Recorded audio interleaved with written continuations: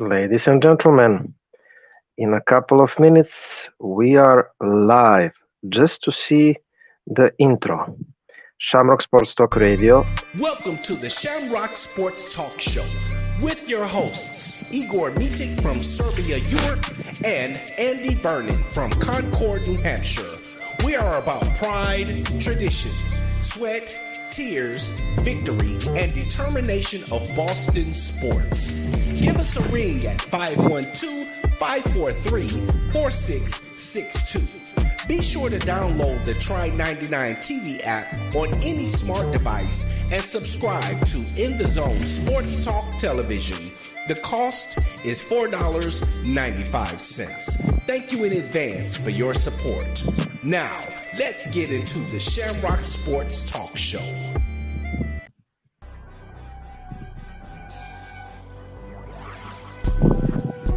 Hello, and thank you for tuning into the In the Zone Sports Talk Show Network, LLC, where you can find the best in sports talk television and radio shows. Mondays, check out the Just Us Sports Talk Show from 7 p.m. to 9 p.m. Eastern Standard Time with your hosts, Kevin L. Dixon and Dana Clark. Then Tuesday, we have the Stars Talking Cowboys Sports Show from 7 p.m. to 9 p.m. Eastern with your hosts, Sean Fox, K Boogie, and Cowboys Nikki. And on Wednesday, tune in for the Out the Block Sports Talk Show from 8:30 p.m. to 9:30 p.m. Eastern Standard Time with hosts Robert Lewis, Donna Hainsworth, and Brett Shields. Then meet up with us on Saturday for the Enhanced Sports Talk Show from 4 p.m. to 6 p.m. Eastern with hosts Lou Tenor and Steve Davidson. We also have the DMV Sports Talk Show from 6 p.m. to 7 p.m. Eastern with your host, Razul McGee.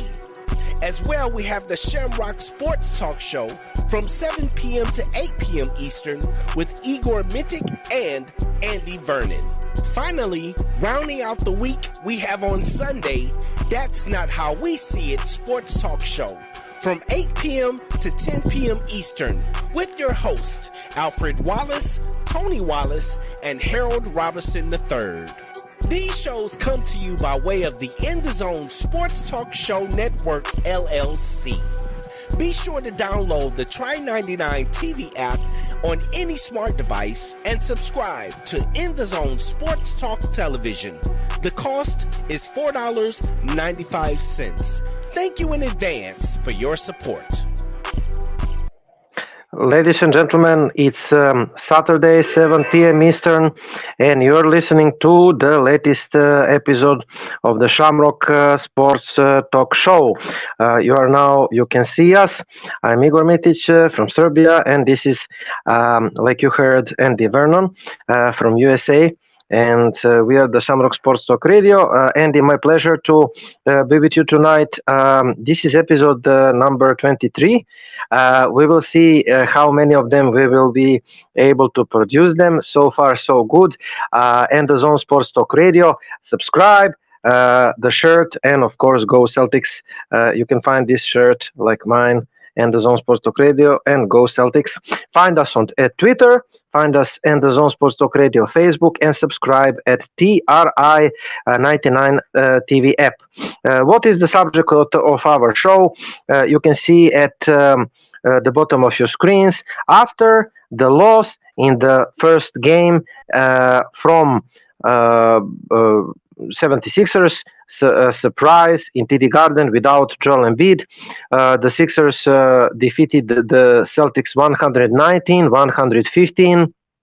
And in this very game, when they didn't have Joel Embiid, they played their best game thus far. We're going to discuss why. James Harden, 45 points. He had good support in Jaden McDaniels, Tyrese Maxey, Harris, and the other Sixers players.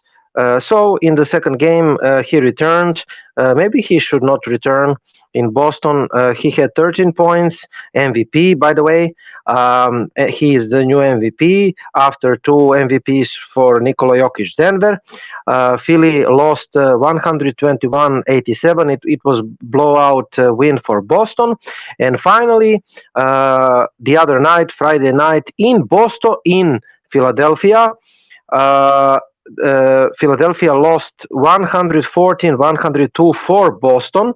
In game number two, Jaylen Brown was hero. Tatum had very bad game, at least offensively. In the game number three, Tatum was the best player. He returned with a style. Embiid had 30 points, 13 rebounds. Harden 16 points, 11 rebounds. But he was not James Harden from the game number one. Jason Tatum improved. Mazzulla adjusted from game one to game two and three. Kudos to him. He joked with the journalists. Game four tomorrow. Marcus Smart added on the injury list. Joel Embiid stepped at Grant Williams. He had 4 or 5 stitches. I will search during the show. And what is new? Nothing. I will later read the bracket. So, Andy, the series between Philadelphia and Boston is quite amusing, don't you think? Yeah, I mean, first of all, congratulations to Joel Embiid on winning the league MVP. That's obviously a huge accomplishment. He's put in a lot of work this season, and I think he deserves an early rest. So he kind of looks like it towards the end of the game that he needs that early rest. And, Boston is more than happy to carry on the Eastern Conference to the finals. I do think that with this series so far, it's been a very interesting series, but it's kind of played out very similar to how I thought it would.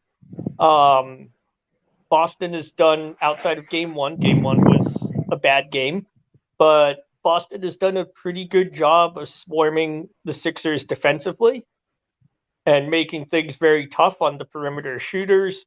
And James Harden, outside the game one performance, which was a great performance, outside that, James Harden has kind of been James Harden in the playoffs. So there's nothing that's really overly surprising to me. I am glad to see Grant Williams back at the lineup. And shout out to Jaylen Brown. Jaylen Brown has yet to miss a free throw in this series. I think he's 15 of 15 right now. So just Jaylen Brown has been phenomenal in this series. I think, a lot of people have been talking about Jason Tatum. Jaylen Brown, I think, is at almost 43% from beyond the arc. And then, like I said, he hasn't missed a free throw yet. And in game three, especially, he was incredibly physical, driving to the basket, just putting his shoulder down, taking contact, and finishing through the contact. And that's really what, that's one of the best places for Jaylen Brown to be, because he's very hard to defend when he's doing that. Let us first explore my photo book that I prepared for the show. In previous picture, you saw Joel Embiid, the MVP. I don't know what is the last time that Philadelphia has had MVP before Joel Embiid. I really didn't search for that. Maybe Julius Irving. I did it. Allen Iverson was MVP in 2000. It had to be Allen Iverson was MVP in year 2000. And by the way, he was one of my favorite non-Boston players then. I was rooting for them in the finals, to tell you the truth. He was sympathetic to me, sympathetic man, not the Philly, Allen Iverson. Anyway, before that, I don't know, maybe Julius Irving. James Harden is the best assistant, if I'm correct, of the league, so they had successful season. By the way, in this very picture, you can see it's small, so I will read it. Game number 1, James Harden, 45 points, 17 of 30 shooting, 7 of 14 threes. Game 2 and 3 combined in 20 points, 3 of 23 shooting.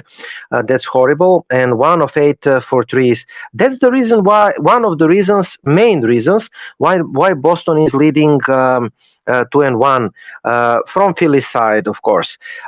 So I will ask you now, Andy, and of course I will remove the picture because I want people to see you there. Do you think that, like me, the keys of Philly's victory is to get Harden going? And with Embiid inside, it is going to be extremely, extremely hard, because with Embiid inside, he doesn't have the space to operate inside. I thought that Paul Reed did a better job than Joel Embiid in games 2 and 3, believe it or not, because he did everything that the Sixers needed. He had like 13 points and 10 rebounds. Do not catch me for these numbers. Maybe they are not true, but I remember like 13 points, most of them inside the paint. He was boxing out, grabbing rebounds, and most importantly, screening and popping out of the paint, not clogging the paint, because when you clog the paint, your speed guards, Tyrese Maxey and James Harden, cannot operate. Embiid is not doing that. Not that he is not good player. I'm not saying that, but he's kind of slowed down, especially on the defensive end because of injury. Of course, he had 30 points and 13 rebounds, but he was not impressive in the game number 3. He was not dominant. And the most important, they do not have good geometry in the offense, and they do not have the good spacing on the floor in the offense with Joel Embiid there. And when you do not get going Tyrese Maxey and James Harden in the first period, just forget it. They are done for the game. They are the players. If they do not have the good start, they are just like some, vehicle machine. You cannot turn them on. What do you say? Well, I mean, obviously, if James Harden gets going, that's going to make the Sixers a better team.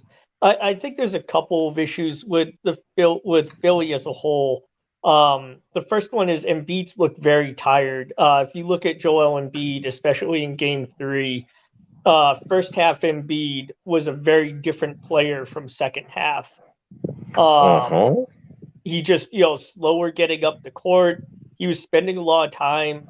You saw him on quite a few plays standing up near the 3-point line, and that's not where you want Joel Embiid to be playing at. I think in terms of James Harden, he obviously has to be better than 16 points and 14 shots. That's not going to work from your best player. 20 points, 3 of 23 shooting in games 2 and 3. He's been awful. But like I said, that's James Harden in the playoffs. I mean, I don't know how much evidence you need to see across his career of that. I think another thing that bears looking at is Tobias Harris, because if you look at Tobias Harris, I think he had like 16 shots in Game 1, and he made half of them, and then he goes down to 12 shots in Game 2, and then Game 3 he has 6 shots. He's supposed to be your third best player. You can't have your third best player only getting 6 shots in a game. That's not going to work. Part of that is Boston's defense. What Boston was doing is they were taking away the pass. A lot of times the Sixers like to try to give Embiid the ball at the elbow, and then they try to get him on that near side. They placed Harris so Embiid has an easier pass to that near side. Boston did a very good job of defensively bringing a guard up to take away that passing lane and try to force Embiid into making the cross-court pass to the far corner, which for whatever reason, I don't know why, but a lot of big men seem to really struggle with that cross-court pass from the elbow to the far corner. I'm not sure why, but you see that with Joel Embiid. I think you see it with AD. I saw some of that against the Warriors. And Boston's done a good job of doing that. In terms of James Harden, they've just been putting pressure on him. They know he's older. They know he doesn't have the same first step that he used to have in Houston. So what you saw, especially in Game 3, but starting in Game 2, is Jaylen Brown usually was defending him, and Brown has the length to really bother Harden, and he's picking him up at like the half-court line. As soon as Harden crosses the half-court, Jaylen Brown's all over him. And even if Brown gets screened off, the reason they're using Jaylen Brown as a wing is because Jaylen Brown can still come around that screen and help the big by giving back pressure onto Harden. And that back pressure has really helped to throw him off. You saw like a pretty good block, I think, in Game 3. Horford was, they screened Jaylen Brown off, but he comes back in, manages to swat the ball from behind. And that's the advantage that Boston has with all these long athletic wings and bigger, longer guards, is that we can do that. You could have guys come, you could screen a guy off, but you're still going to come around from behind and put back pressure on. I actually think the real key for the Sixers is going to be their third and fourth man.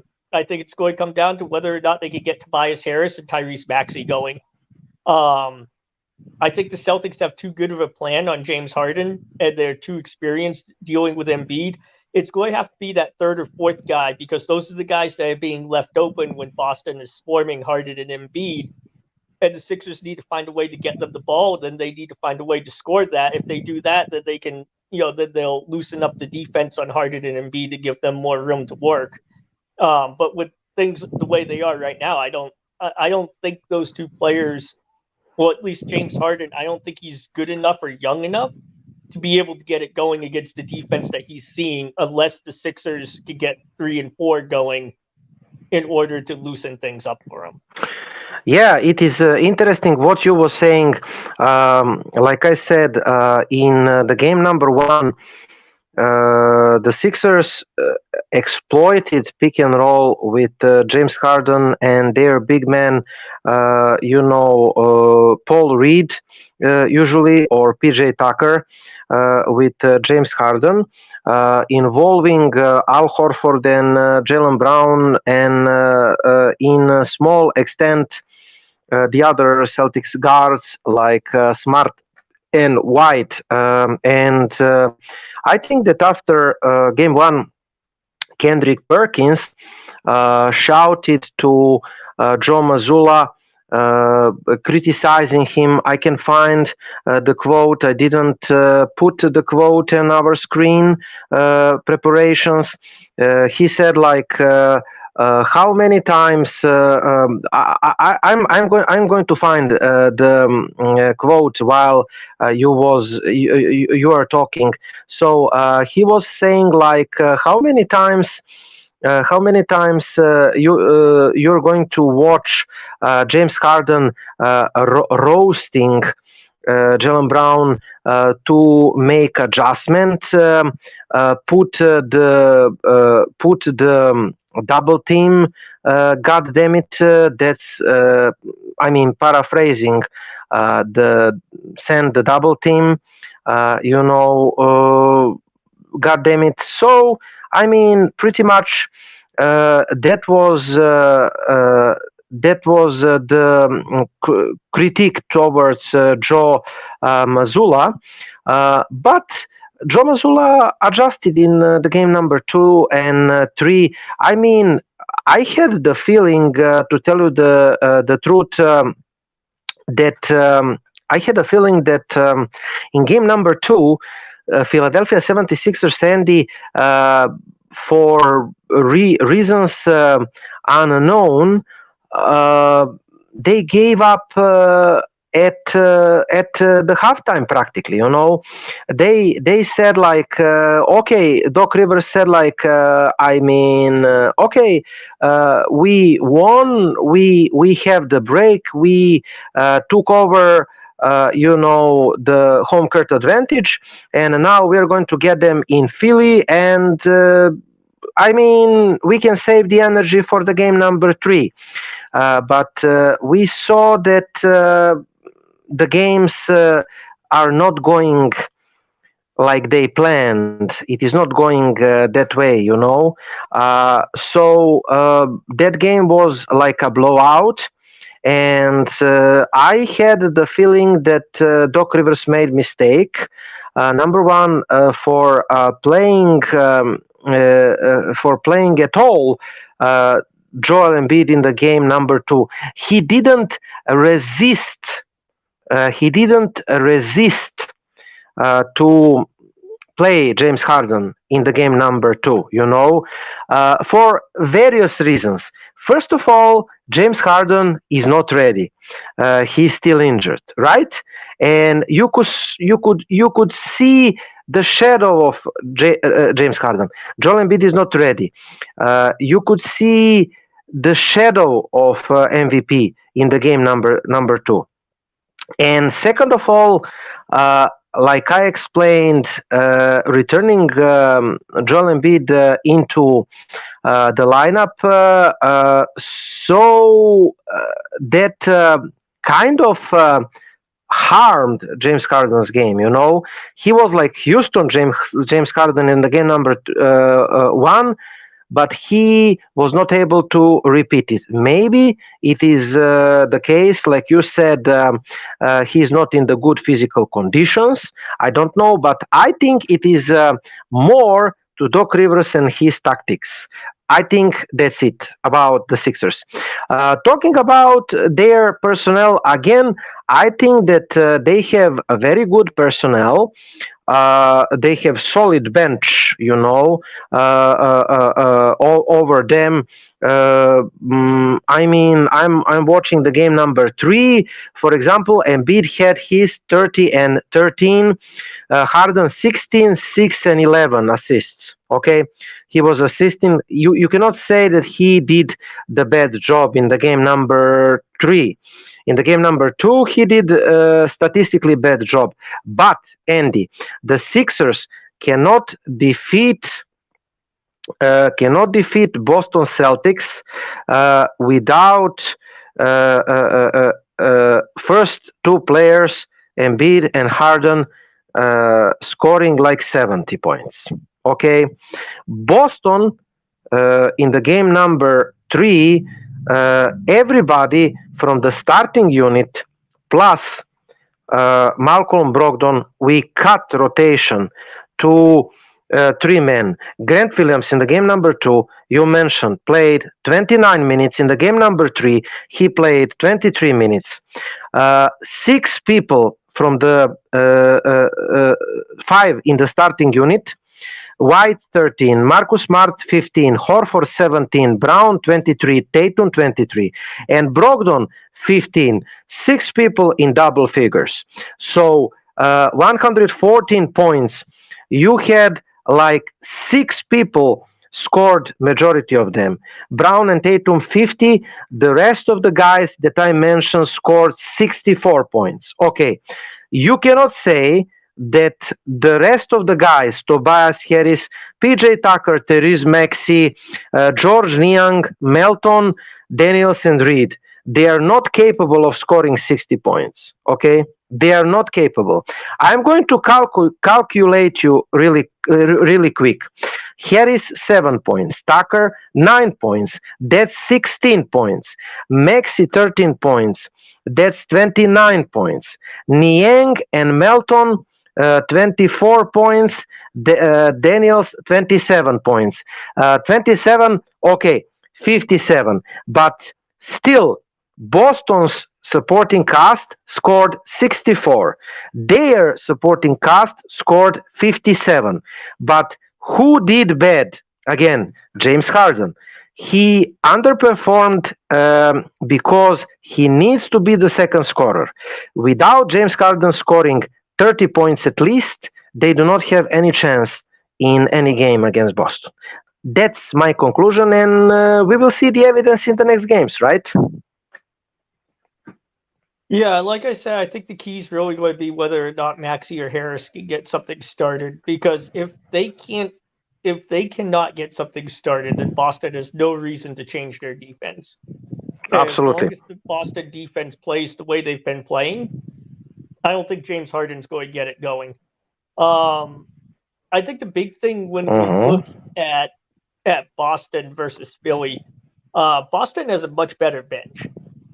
Because when you think about it, our first two guys off the bench, Grant Williams and Malcolm Brogdon, are both starting caliber players. Because I know Grant Williams has been on the bench most of his career, but I can Robert Williams.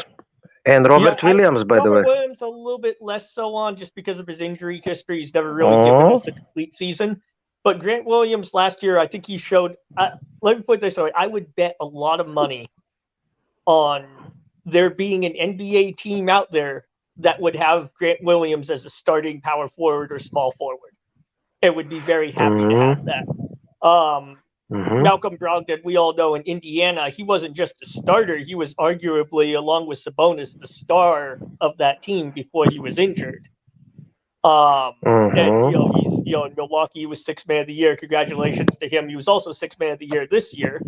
And so to have basically 7 starting caliber players and a fringe 8, if Robert Williams you're 50-50 on, I mean, that's a real benefit to this team. And then in addition, beyond those 8, you have guys like Blake Griffin, who is a very experienced player. Now, he's not going to give you huge numbers, but he's a guy that has the experience and the talent to be able to play small minutes and give you what you need in those small minutes. And that's something that Boston has lacked over the years. And I think that when we look at these two teams, that's the big difference. And Peyton Pritchard. I think the real benefit for Joe Mazzulla is having that deep of a team where he can throw so many different types of looks at the Sixers defensively. Sam Housier. Yeah, the Sixers can't really prepare for any one Celtics rotation because Joe Mazzulla has 7 players that he can craft different rotations with. And it gives him a lot of versatility, and that's very difficult to plan for. Whereas the Sixers, when Embiid is healthy, I mean, how much are the Sixers really going to change with Joel Embiid healthy and on the floor? They're going to be basically the same team. They're going to be a slower-paced half-court team because that's all Embiid can do. And I've always said, don't get me wrong, Joel Embiid is an amazing player. He's a league MVP. You can't argue with that. But I do think the major weakness with Joel Embiid is he is slower, especially coming off of injury. He's struggling with condition, and that turns the Sixers into a half-court team. And I think that in the modern NBA, with the emphasis on pace and space, I think it's very hard to see the Sixers progressing as a slow-paced half-court team. And that's just my opinion. But I just don't, you look at all the best teams in the NBA, they're almost all pretty fast-paced teams. And Philly just isn't. And you noticed when they had, I think it was Jordan Reed who subbed in for Embiid, faster, more athletic center, they were able to push that pace more. They did better. And I think that's part of it. So you're kind of in a conundrum where you have this extremely talented superstar, but playing him almost puts you in a position where it's more difficult to win. It's one of those weird situations in professional sports where you're a better team, but it's harder to win as a better team. Yeah, like I said, either Embiid should score 50 points, Harden 20, or they both to score 35 points, or Harden to repeat 45 points. That's the only way they can beat us in any games. Anyway, something from the pictures and the material. So Big Al most playoff threes by a center, most playoff games with 5+ threes by a center. All this center with 5+ threes in the playoffs game. I'm right away loading the statistic from the last night's game, and I am just coming to 5 of 7 for three, and 6 of 8 field goals. I mean, Mr. Al Horford with amazing game, 17, 7, and 2, all the big shots. Big Al was dominant for the Boston down the stretch, especially in the fourth. I mean, Horford is a really, really important player for us, right? Yeah, can we just finally, get that journalist to admit that Horford is an elite shooter?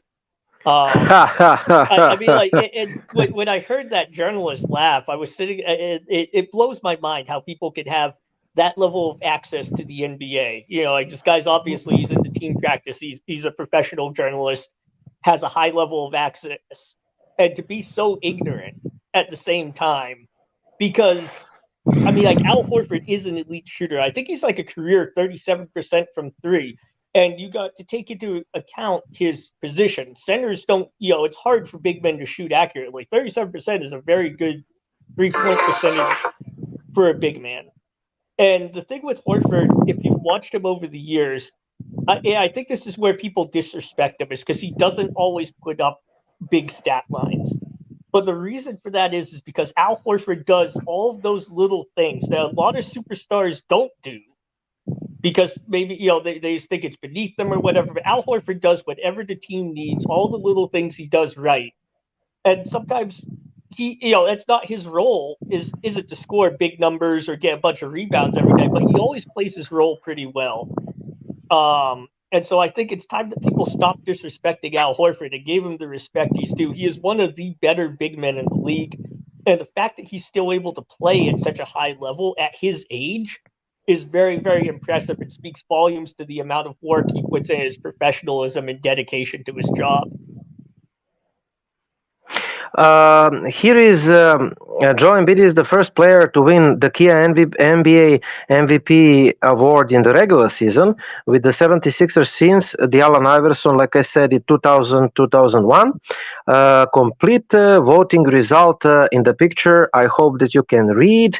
Andy saw Nikola Jokic, former MVP, is number 2, Giannis Antetokounmpo number 3, and our Tatum number 4. This is the best place for Jason Tatum. One day he will be MVP. We hope. Do you want to add something about the voting that we see this? Yeah, I mean, I think the thing with JT, I personally think JT should be higher on this list because of what he brings to the table. You look at the guys on the table. Giannis is a good player, but they're obviously all very good players. But the thing is, nobody has JT's skill set, especially on the offensive end. And defensively, only Giannis can really do what JT does in terms of being able to defend at all three levels.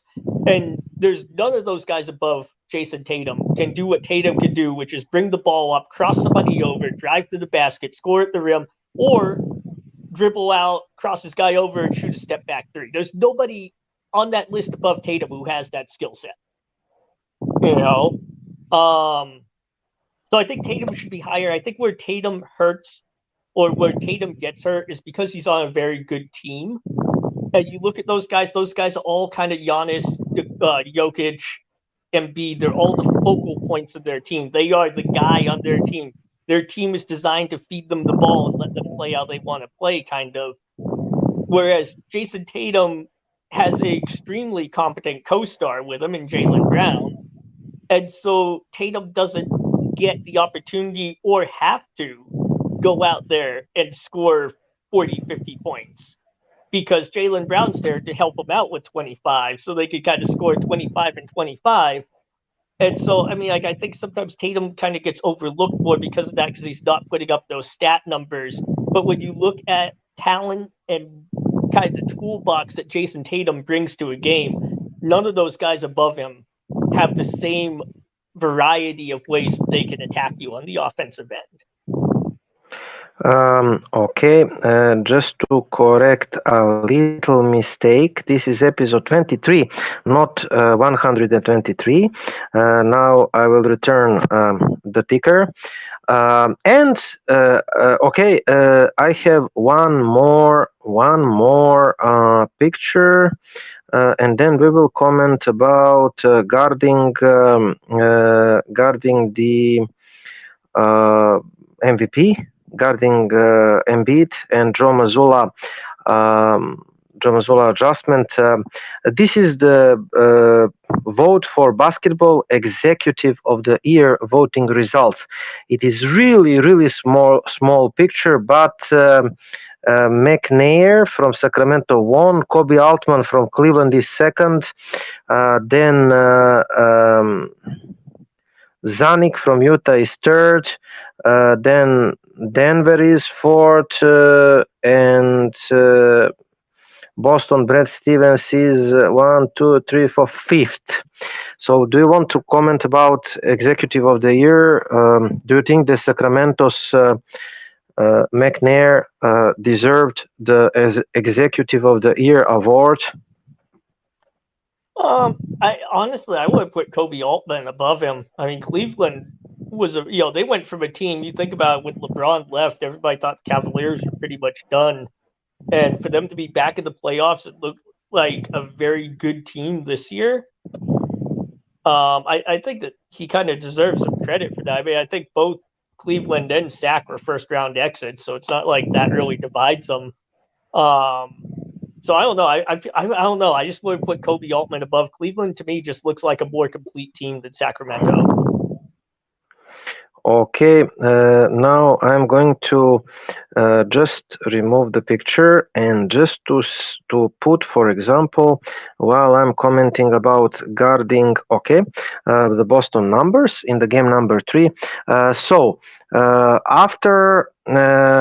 what is going on with guarding? Joe Mazzulla unique strategy on Joel Embiid delivered us the win. Horford is still hell of a player at the age of 36. Now, the Celtics don't want Embiid in, but the Celtics do not want to do in the postseason too much physical with Horford on Embiid, because Embiid's game has evolved over the years. So with much of his scoring coming when he gets the ball at the elbow, so he can shoot over the defender or through the contact. After game 2, in his return from the injury, Embiid got closer to his usual scoring self in game number 3, 30 and 13.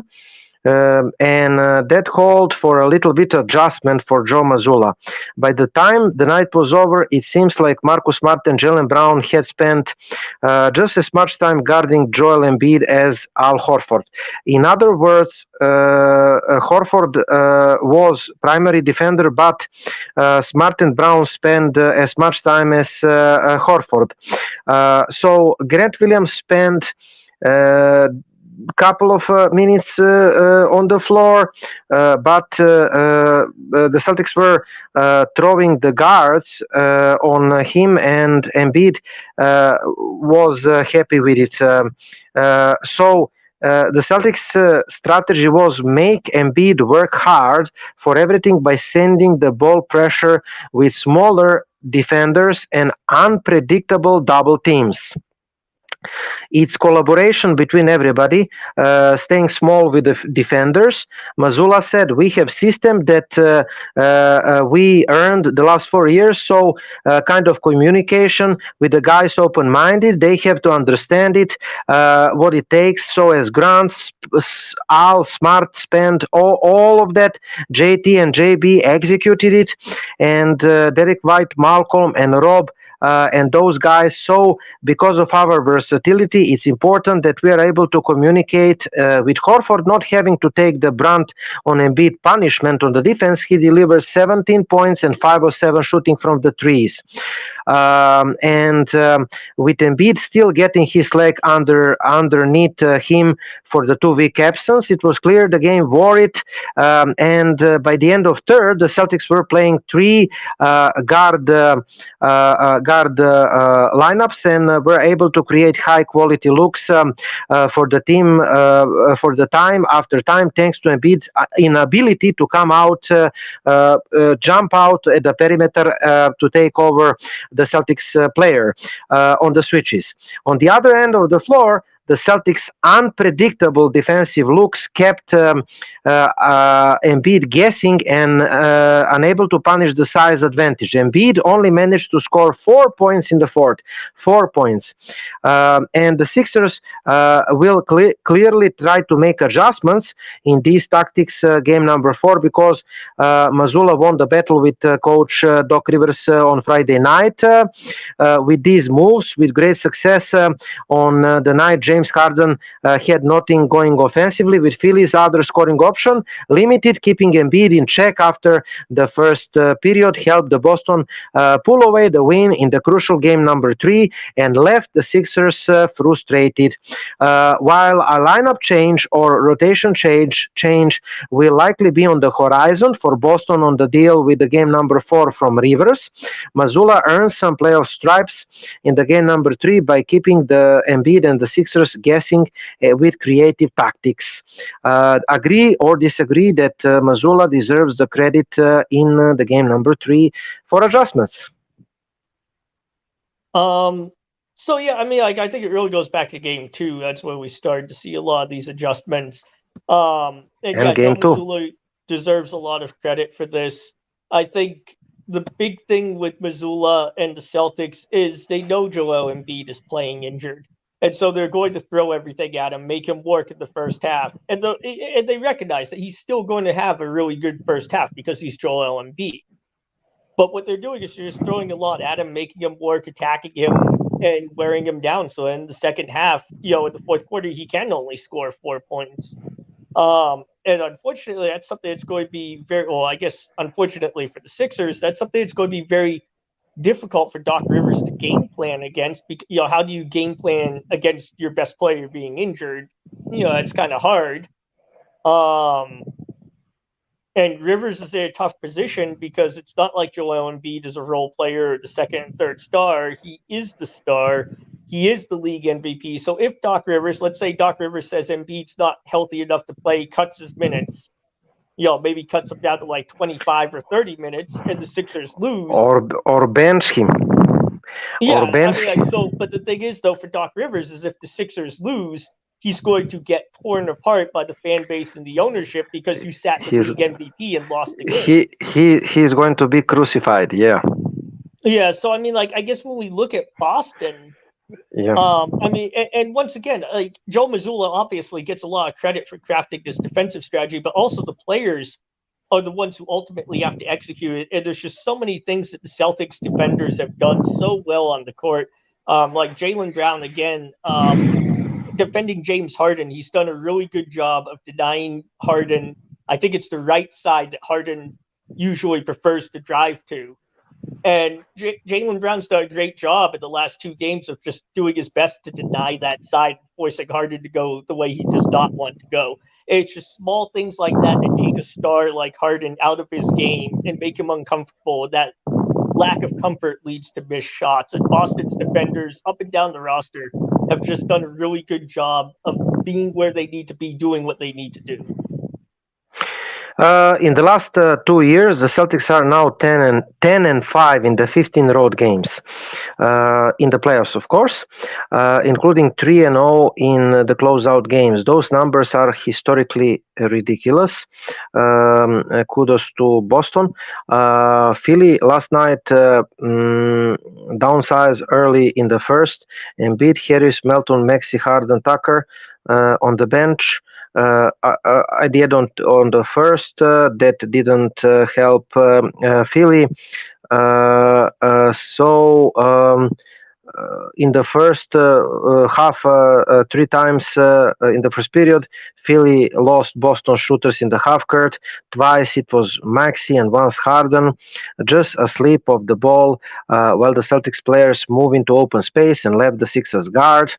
Also, the notes from the last game, game number 3, Jason Tatum had 7 points in 19 minutes due to the foul trouble in the game number 2.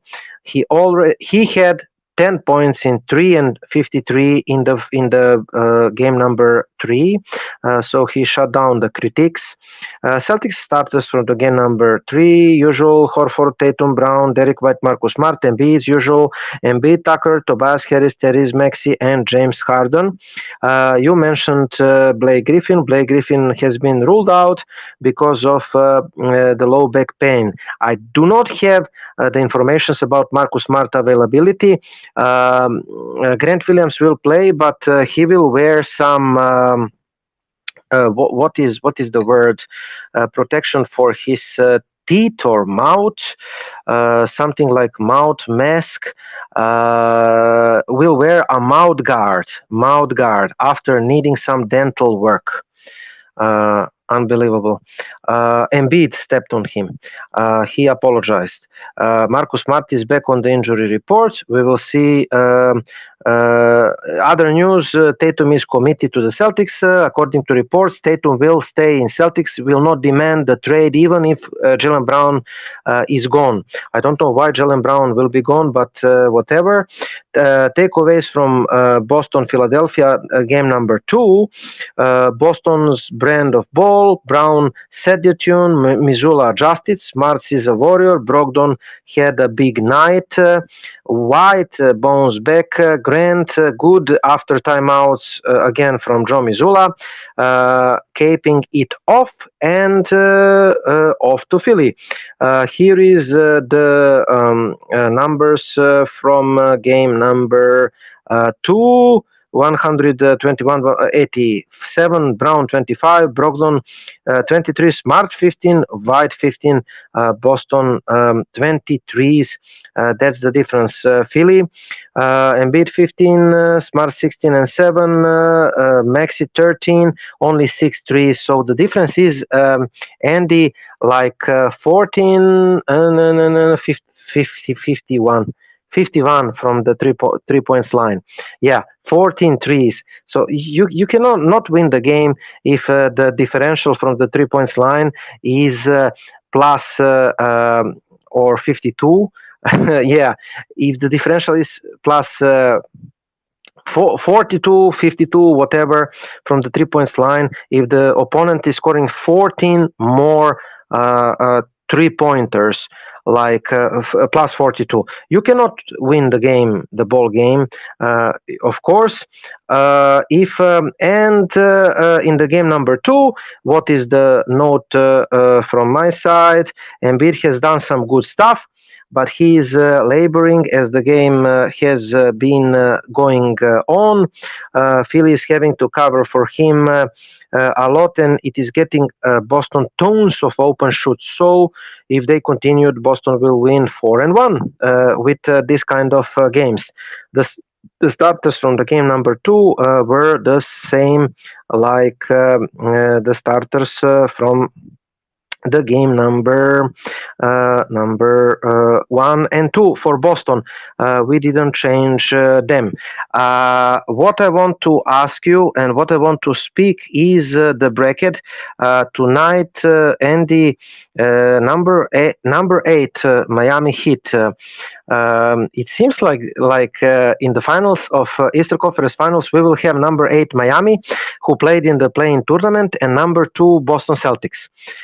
And the best team in the league is eliminated, which is funny.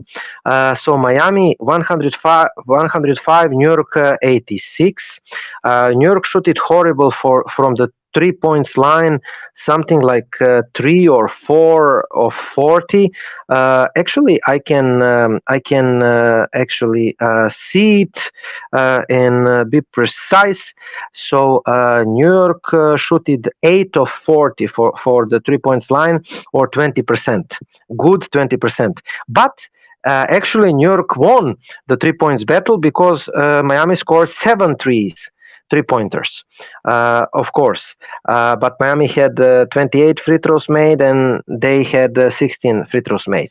What I want to say, Miami leading 2-1, Golden State Lakers tonight 1-1, Boston leading 2-1, and Phoenix won the game with Devin Booker 43 points.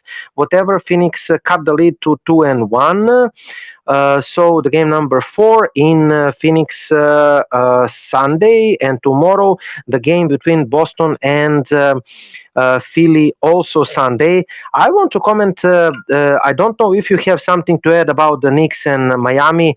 I'm just going to say I expect Jimmy Butler and the Knicks, Jimmy Butler to win two more games against the Knicks. Because he's the best player in the series, despite Knicks fans doesn't agree, and I expect Boston and Miami in the finals, right? Eastern Conference Finals, and Boston in the big finals. About the West, the series between Denver, I know that you told me about the Lakers. I agree. I really hope that Stephen Curry can eliminate the Lakers, but the Lakers are really good. Stephen Curry and the Warriors, the champs.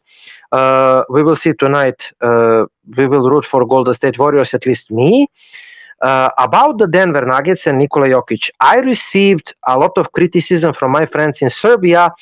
They are watching the stream, and I'm telling them hi to all of them, my colleagues. They have been saying that when they ask me who will win the series, I say Phoenix.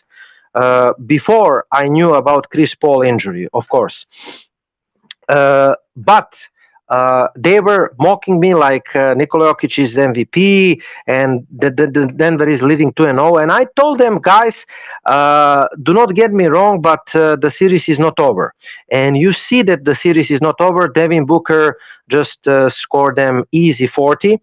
And I don't think that Devin Booker is MVP, like they think Jokic is MVP, right? And somehow, I do not trust that Denver team. Okay, even if they pass Phoenix Suns, they will be defeated by the Lakers or Warriors in the finals. That's that team. First of all, they have horrible defense from my standards. Okay, Murray is good. They have solid bench, solid coach. They have MVP caliber player. They are good regular season team. When you talk about the playoffs, that's totally different. Denver didn't do in the last 3 or 4 seasons with Nikola Jokic MVP caliber plays. They didn't do absolutely nothing to convince me that they are serious playoff contenders. What do you say? Yeah, so I mean, like, I don't really trust Denver. For me, with Denver, it comes down to the fact that they just don't really have deep playoff experience. They haven't really shown me anything in the playoffs, so I have a hard time trusting them. Jokic, the biggest issue with him is his defense. He's very easy to exploit defensively, and that's always very difficult when your best player is also your worst defender, because I think he is the worst defender on that team, because you get into this conundrum. You have to play your best player, but he hurts your team on defense. And also Murray is not defensive wizards. He is kind of undersized. The only good defender they have on that team, in my opinion, I guess 2 good defenders. Aaron Gordon, I think. Aaron Gordon. Michael Porter Jr. solid. Michael Porter Jr. Okay. Solid one, but KCP's okay. KCP, Caldwell Pope, yeah. But listen, imagine the pick and roll, for example, Boston and Denver, and you draw in Jamal Murray and Nikola Jokic into pick and roll. Wow, man, this is like delicious cake. You can pick up which player you can exploit. Okay, if you're going with the Marcus Smart, for example, or Derek White, you're going to exploit the speed or quickness, or are you going to exploit shooting over Jokic or under Jokic? You have too much defensively ability. You cannot win the title like this. Okay, I'm not saying that Phoenix is much better team than that. I think that they need to work. They miss couple of pieces to win the West. Even though I think that the West is open, somehow out of four teams that are left at the West, I think that the team with the most titles, the most experience, and the most experience and the best coach is our Golden State Warriors. It doesn't mean that they are going to win the West. They are old, but I have the feeling that they can be in the finals again, man. I mean, everybody was hyping the Phoenix Suns, but and they're saying, "Oh, the Warriors are done." But it's going to be either the Warriors or the Lakers. Or the Lakers. Of that, almost certain. Whoever wins that series, I think, will beat whoever comes out of the Phoenix Denver series. The thing with Phoenix, same issue. I don't like Kevin Durant. Don't get me wrong; he's a great player. I don't trust him in the playoffs without Steph Curry and Klay Thompson. I mean, it's hard to me to imagine that they're going to defeat the Lakers or Golden State Warriors without Chris Paul, man. I mean, listen, Devin Booker is great player, but can you trust Devin Booker to have 47 points every other night or at least 30 points per night? I don't.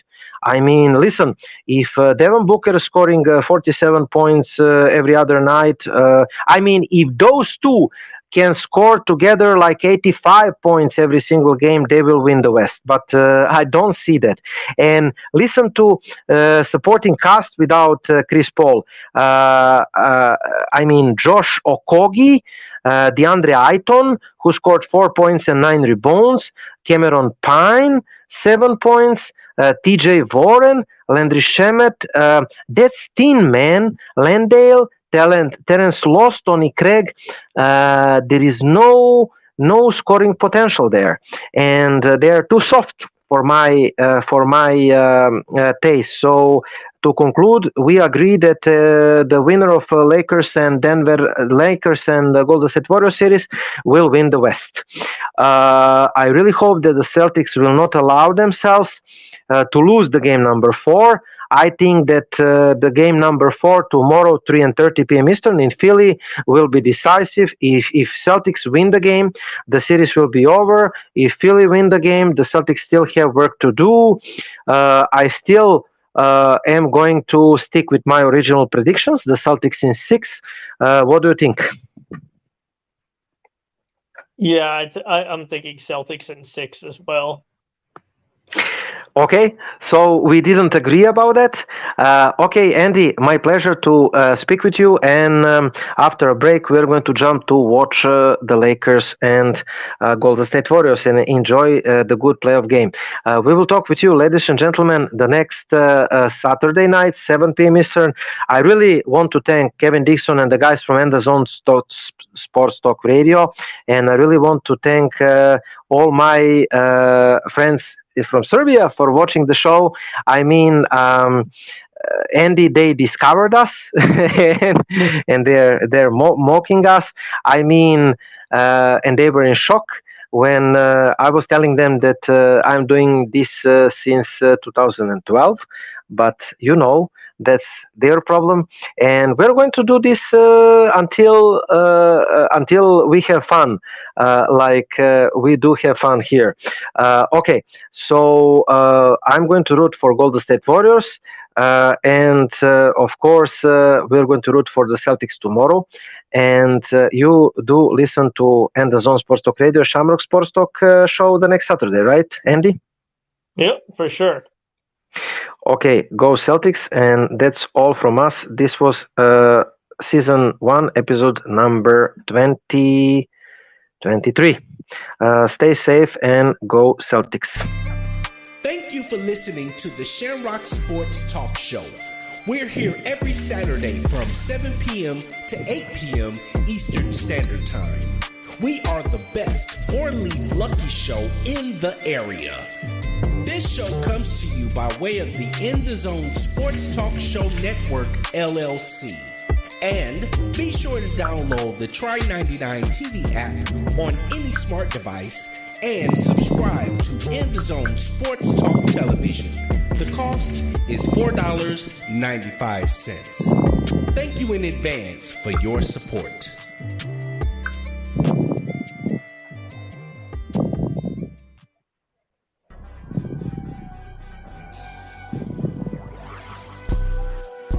Hello, and thank you for tuning into the In the Zone Sports Talk Show Network, LLC, where you can find the best in sports talk television and radio shows. Mondays, check out the Just Us Sports Talk Show from 7 p.m. to 9 p.m. Eastern Standard Time with your hosts, Kevin L. Dixon and Dana Clark. Then Tuesday, we have the Stars Talking Cowboys Sports Show from 7 p.m. to 9 p.m. Eastern with your hosts, Sean Fox, K Boogie, and Cowboys Nikki. And on Wednesday, tune in for the Out the Block Sports Talk Show from 8:30 p.m. to 9:30 p.m. Eastern Standard Time with hosts Robert Lewis, Donna Hainsworth, and Brett Shields. Then meet up with us on Saturday for the Enhanced Sports Talk Show from 4 p.m. to 6 p.m. Eastern with hosts Lou Tenor and Steve Davidson. We also have the DMV Sports Talk Show from 6 p.m. to 7 p.m. Eastern with your host Razul McGee. As well, we have the Shamrock Sports Talk Show from 7 p.m. to 8 p.m. Eastern with Igor Mitic and Andy Vernon. Finally, rounding out the week, we have on Sunday, That's Not How We See It Sports Talk Show from 8 p.m. to 10 p.m. Eastern with your host, Alfred Wallace, Tony Wallace, and Harold Robinson III. These shows come to you by way of the In the Zone Sports Talk Show Network, LLC. Be sure to download the Try99 TV app on any smart device and subscribe to In the Zone Sports Talk Television. The cost is $4.95. Thank you in advance for your support.